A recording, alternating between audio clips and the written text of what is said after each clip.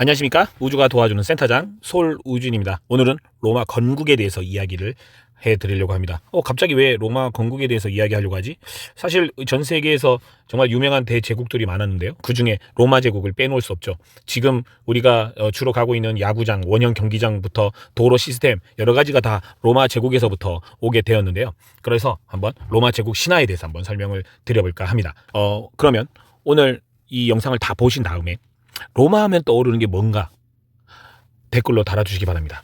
지금 로마 하면 떠오르는 거, 그리고 이 영상을 다 보고 나서 로마 하면 떠오르는 거 한번 댓글로 달아주시면 되게 재밌을 것 같아요. 자, 시작하도록 하겠습니다. 자, 좌측에 보세요. 좌측에 보시면 늑대가 어떤 두 애에게 젖을 주고 있는 모습이 보이는데요. 이게 바로 로마 건국 신화입니다.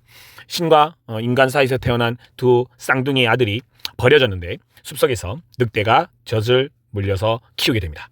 첫째 로물루스, 둘째 레투스, 두 형제는 잘 무럭무럭 성장했고, 그리고 이 둘은 나중에 싸우게 됩니다. 남자 형제들 또 싸웠어요. 근데 좀 싸우면, 형제끼리 싸웠는데 좀 이렇게 또 튀고받고 싸우고 하이 좀 하지. 동생을 죽여버립니다. 그래서 로물루스가 나라를 세우게 되죠. 그 로물루스가 세운 나라, 즉 로마라고 탄생하게 됩니다. 로마에 유명한 축구팀이 하나 있는데 로마 FC라고 있는데요. 로마 FC, 마크, 가슴에 단 마크가 바로 이 늑대와 쌍둥이의 모습을 그려놨습니다. 로마 가셔서 늑대와 어떤 애 둘이 있는 모습이 있다. 전부 다 로마 건국 신화라고 보시면 됩니다. 우리나라로 따지면 단군 신화에 해당이 될 텐데, 이 로마 건국 신화는 기원전 8세기에 이루어졌다라고 이야기하고 있습니다. 근데 우리나라는 기원전 2333년이죠. 그때 곰과 호랑이가 쑥과 마늘을 먹다가 호랑이는 도망갔는데, 그러면 우리 서울 FC 축구팀의 로고는 곰과 호랑이가 쑥과 마늘을 먹는 걸로 했어야 되나? 어쨌든 이게 로마 건국 신화입니다. 로물루스가 나라를 어디다 세웁니까? 팔라티노 언덕에서 나라를 세웁니다. 우리 아시는들 로마 하면 떠오르는 게 사실 팔라티노 언덕보다 더 떠오르는 게 뭐죠? 콜로세움이죠. 콜로세움. 낮에 보는 콜로세움은 우리 아시는 낮에 많이 봤을 텐데요. 낮에 보는 콜로세움도 좋더라고요. 그런데 밤에 보는 콜로세움도 나름 괜찮은 것 같습니다. 그래서 밤에도 한번 보시는 걸 추천드리는데요. 모든 길은 로마로 통한다라는 이야기가 있습니다. 그 정도로 로마가 교통의 중심이었고요. 모든 길이, 면적, 이런 도량형을 통일한 또 나라기도 하죠. 지금 인치나 마일이나 이런 것들이 다 로마에서 나오게 되는데요. 그래서 사람들은 오해를 합니다. 정말 로마는 축복받은 입지구나, 완벽한 조건에서 탄생했구나. 그런데 진실은요, 농사조차 지을 수 없는 척박한 진흙 땅이었습니다. 지진과 홍수가 많이 일어났고요. 그래서 팔라티노 언덕이라는 곳에서 로물루스가 목동 300명을 데리고 나라를 세운다라고 하고 있습니다. 그러면 문제가 뭡니까? 목동들은 전부 다 남자였습니다. 도망자와 노예들을 모아서 사실은 만들었고요. 대신 군대는 강력했습니다. 그런데 후손을 낳을 수가 없어요. 그래서 주변 나라, 도시 국가들한테 혼인을 맺자고 이야기합니다. 그런데 어느 누구도 양치기, 노예, 도망자들로 이루어진 이 나라에 시집 오겠다는 사람들이 없습니다. 로물루스는 딜레마에 빠지게 되는 거죠. 어떡하지? 너무 우리가 강력하다 보니 오히려 두려움의 대상이 돼서 여성들이 안 오게 되는 이러한 딜레마에 빠지게 됩니다. 사실 저 뒤에 보시는 저게 팔라티노 언덕입니다. 밑에 광장이 포로 로마노라는 광장인데요. 이 광장이 어떻게 발견이 됐냐면, 저 멀리 하얀색 건물이 보이실까요? 양쪽으로 동상이 있네요. 저게 통일기념관입니다. 이탈리아는 1800년대에 통일을 하게 되는데 통일기념관을 만들었어요. 그리고 그 뒤에서 이제 땅을 파다 보니까 옛날 유적이 발견되기 시작합니다. 그래서 토기 이런 것들을 조사를 해보니까 기원전 7세기에 만들어진 그릇이었던 거예요. 와우, 신화랑 딱 맞아떨어지는 겁니다. 로물루스가 늑대 젖을 먹고 컸는지 안 컸는지 몰라도 어쨌든 그때 대제국이 만들어졌다는 거는 사실로 판명이 나게 되는 거죠. 남자만으로 이루어진 로마. 자, 이제 어떻게 해야 될까요? 아무도 결혼하려고 하지 않습니다. 그래서 전략을 세웁니다. 지금 보시는 저 통일기념관 쪽, 저 언덕에 사비니족이라고 살고 있었습니다. 하나의 도시국가였죠. 자, 우리가 아파트 이사 오면 시루떡 돌리지 않습니까? 아니면 이렇게 돌리기도 하고요. 자, 똑같습니다. 자, 이제 나라를 세웠어요. 양치기 300명이 세웠습니다. 강력한 군대예요. 자, 이제 주변 나라한테 사비니족에게 이야기합니다. 초대장을 보내죠. 우리가 맛있는 음식과 술을 대접할 테니 와라. 그래서 사비니족들도 그래 하면서 오려고 하는데, 그냥 오지 말고 가족들 다 데리고 와라.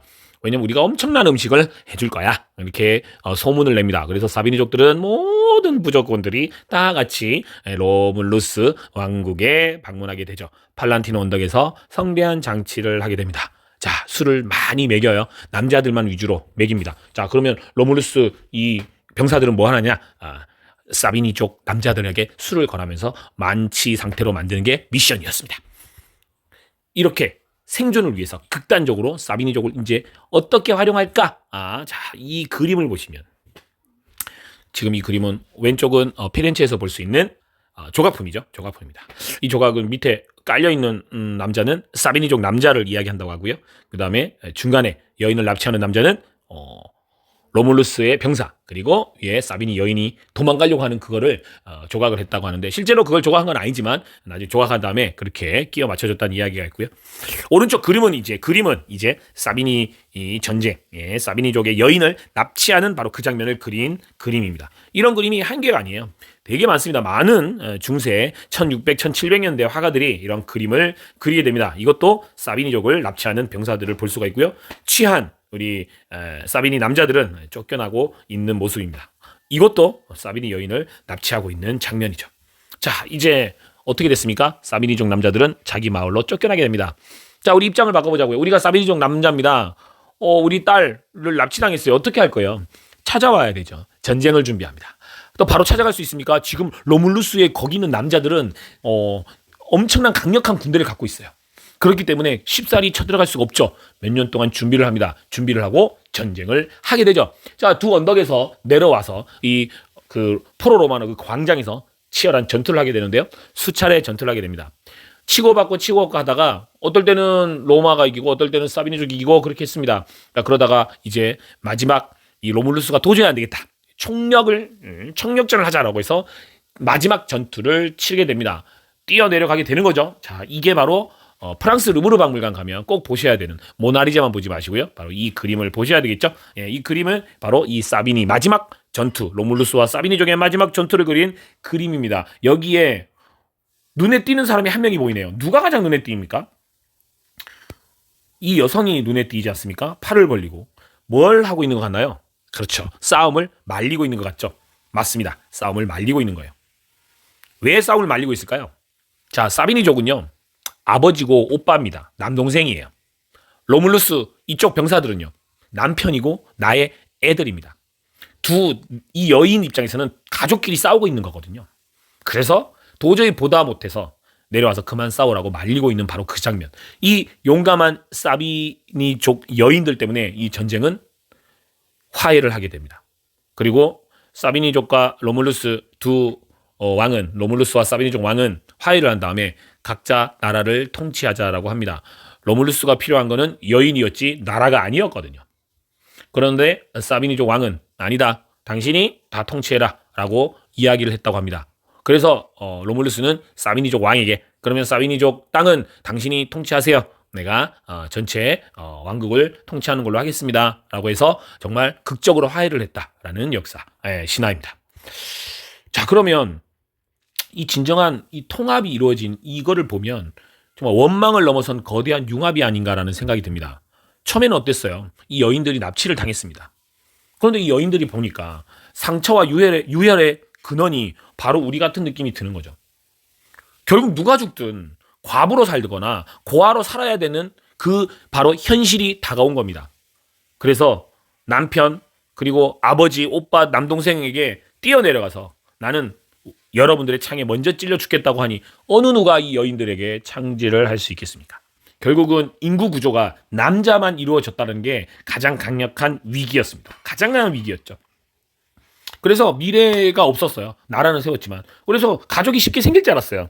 뭐 여성들도 뭐 올 줄 알았죠. 근데 안 오는 거죠. 그래서 부득이하게 사비니족 여인을 납치해서 이 종족을 번식시키고 결국은 대제국을 완성하게 된 거죠. 제가 이 말씀을 왜 이렇게 드렸냐면요. 제가 작년에 로마를 여행 가면서 그런 생각이 들었습니다. 와, 로마 대제국과 우리 삼성화재 지점하고 똑같구나라는 생각이 들었습니다. BC 8세기 로물루스의 팔라티노 언덕, 거기서 남자들 300명이 세운 그 나라, 그 강력한 군대가 사라졌다면 지금의 현세의 로마는 없었습니다. 2026년 삼성화재 우리 알씨님의 지점을 한번 바라보셨으면 좋겠습니다. 우리 알씨님들의 지점 어떻게 생겨났나요?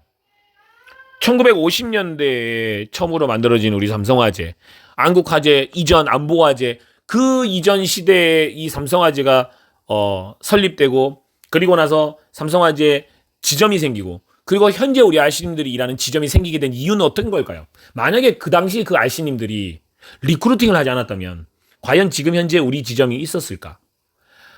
무수히 많은 알씨님들이 도입을 하고, 그리고 지점장님들이 분할을 하고, 그 분할한 지점이 다시 지역을 이동하고, 그러면서 현재 우리 지점의 역사, 그리고 현재가 존재하게 된 게 아닌가라는 생각이 듭니다. 새로운 피가 수혈되지 않은 지점은 계속 사라져 갔습니다. 리크루팅은 왜 하는 게 그렇게 어려울까요? 우리 알씨님들의 희생이 필요합니다. 일단 시간을 희생하게 되고요. 그리고 거절을 희생해야 됩니다. 그리고 리크루팅 해놓으면 CM과 EM, 지점장, 센터장이 있다고 하지만 그래도 내 새끼 코드 내면 신경을 안 쓸 수가 없죠. 여러 가지 알씨님들이 리크루팅을 하면 희생을 할 수밖에 없는 거죠. 그러한 숭고한 희생들이 모여서 바로 우리 지점, 이 대제국 삼성화재가 이루어지고 있는 게 아닌가 싶습니다. 새로운 인재를 도입하고, 초기에 갈등이 좀 있을 수 있고 에너지가 좀 소모되기도 합니다. 그것을 버텨서 내부적 융합, 안정화되면서 지점은 커지고, 그리고 지점 수는 늘어나고, 현재 우리가 일하는 지점이 탄생하게 된 겁니다. 지점이 없어지는, 지금도 없어지는 지점과 생기는 지점이 계속 생기고 있는데 결국은 그게 매출이었나요? 매출은 아무리 잘 돼도 지점에 존재하는 이유랑 전혀 상관이 없습니다. 오직 리크루팅이죠. 리크루팅만 나의 일터를 지키는 최선의 방어이자 최고의 공격이라는 것은 우리가 경험적으로 알고 있습니다. 리크루팅을 멈춘 지점은 활력이 저하되죠. 현상 유지만 하도 다행이에요. 그러다가 가끔 지혜로 한두 명 이탈해보세요. 회복이 불가능합니다. 결국 또 지점은 소멸되게 됩니다. 1세대 만에 잊혀지는 바로 그 양치기로 이루어진 그 팔란티노 언덕의 그 로물루스 병사들하고 똑같은 거예요. 하지만 리크루팅이 살아 숨쉬는 지점, 사비니족 여인이 같이 와서 같이 살게 됐을 때 바로 역동적으로 성장하게 되고 대로마 제국이 생겼듯이 우리 지점도 큰 지점이 될 수 있는 발판을 마련하게 됩니다. 흔들림 없는 조직력이 유지가 되어야만 수천 년간 이어전 영광의 대제국 로마처럼 우리 지점도 내가 삼성화재에서 일하는 한 죽을 때까지 그래도 편안하게 이 지점이 존재하지 않을까라는 생각이 듭니다. 운명은 주어지는 게 아닙니다. 지금 우리 지점 어떻고 아니에요. 개척하는 겁니다. 척박한 땅에서도 대로마 제국이 나타났어요. 우리 알씨님들 지금 이 어려운 환경이지만 조금만 관심, 조그만 이 희생, 작은 관심이 모여서 이 지점은 분명 커질 거라 생각이 듭니다. 자, 이제 알씨님들에게 질문 드려보겠습니다. 로마 하면 떠오르는 게 뭡니까? 로마 하면 뭐가 떠오르죠? 저는 로마를 갔다 오고 나서 로마 하면 리크루팅밖에 안 떠오릅니다. 왜? 리크루팅이 없었으면 로마는 없었기 때문에 그렇습니다. 제일 중요한 거는 리크루팅이었다. 사비니족 여인을 리크루팅했기 때문에 이 대로마 제국은 존재할 수 있었다. 당신의 지점을 로마로 만드셨으면 좋겠습니다. 이제 로마 하면 무엇이 떠오르세요? 지금 바로 댓글을 남겨보시기 바랍니다. 우주가 도와주는 센터장 솔우진이었습니다.